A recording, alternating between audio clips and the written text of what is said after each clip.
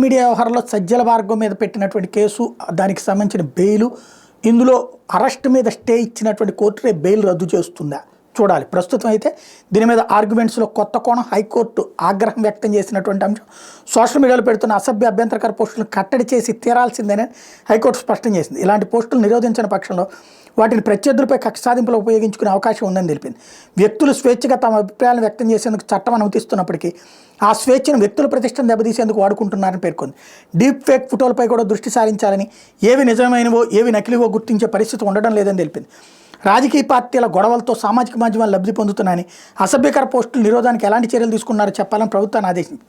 తదుపరి విచారణ సమయంలో పూర్తి వివరాలను తాము ముందుంచాలని స్పష్టం చేసింది.